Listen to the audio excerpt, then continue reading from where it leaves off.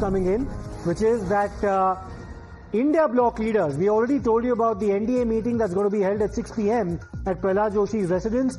India bloc leaders will be holding a meeting at 5:30 as well to presumably decide on a consensus candidate for the vice presidential elections. That meeting will take place at 10 Rajaji Marg, and some leaders are expected to join in virtually as well. Let me go across to Niyamika, my colleague who's been tracking that particular meeting. Niyamika, it's now expected to be held at 5:30 p.m. at 10 Rajaji Marg. Tell us about the leaders who will be in attendance, and will Rahul Gandhi also be attending it?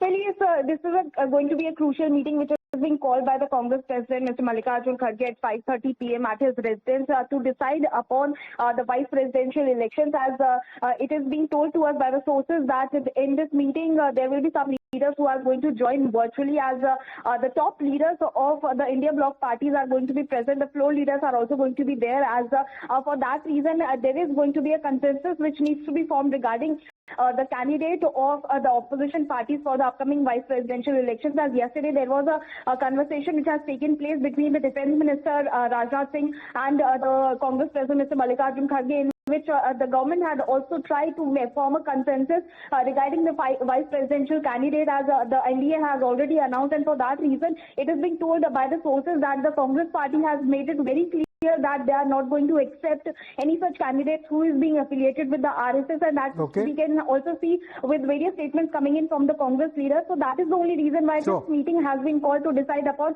whether the other parties also believe in the same viewpoint, or there will be any kind of announcement which is also being expected for the opposition candidate for the upcoming vice presidential election. Pragya, a very quick follow-up question. This is a very important meeting indeed, like you said, because what happened almost three and a half years ago, when Jagdeep Dhankar had been the N.D.A's pick for the vice presidential post, you had even the Trinamool Congress back then choosing not to vote in favor or against a particular vice presidential candidate, and some within the India bloc had seen that as a setback. Remember that Margaret Alva had been chosen as the India bloc's candidate back then. So therefore the importance of consensus emerging as something that could possibly be a potential roadblock, given the kind of differences that we've seen within the India bloc as well.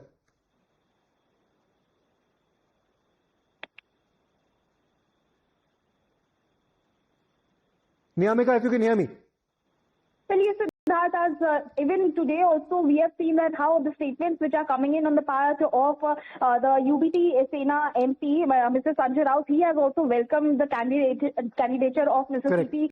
Radhakrishnan for the post of the vice president, as that can clearly seen as the divide between the India bloc parties, as it is also going to be a test for the unity of the India bloc parties, because Mr. Radhakrishnan not just is being supported by Mr. Sanjay Raut, but also he belongs to Tamil Nadu. So it will be a test for D.M.K as well, whether they are going to support it or not, because he is also an OBC face. Apart from that, he belongs to Tamil Nadu, as the assembly elections are also coming in next few months. So it will be really tough for D.M.K as well to choose whether they are going to support the N.D.A candidate, or whether there will be a unity within the India bloc that can be seen in the upcoming days for the vice presidential. So many thanks, Niyamika. We'll of course be in touch with you over what transpires during that India bloc meeting at 5:30. Let's give our viewers a perspective of the background of Mr. Radhakrishnan a bit more now. He was also earlier the governor of the state of Jharkhand between 2023 and 2024, and he was also given the additional charge as governor of Telangana. He'd also served as a lieutenant governor of the Union Territory of Puducherry in the past as well. And like we told you earlier, he was twice elected to the Lok Sabha from the Coimbatore constituency in 1998, and then subsequently a year later in 1999. And he's also a former state president of the Bharatiya Janata Party's Tamil Nadu unit.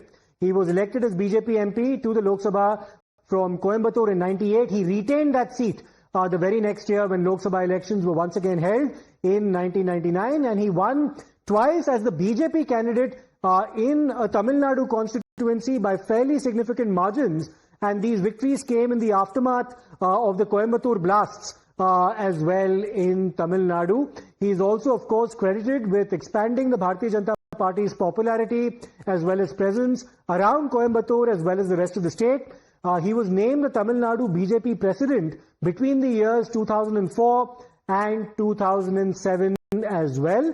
And he was also instrumental in snapping the Bharatiya Janata Party's ties with the DMK in 2004. Now,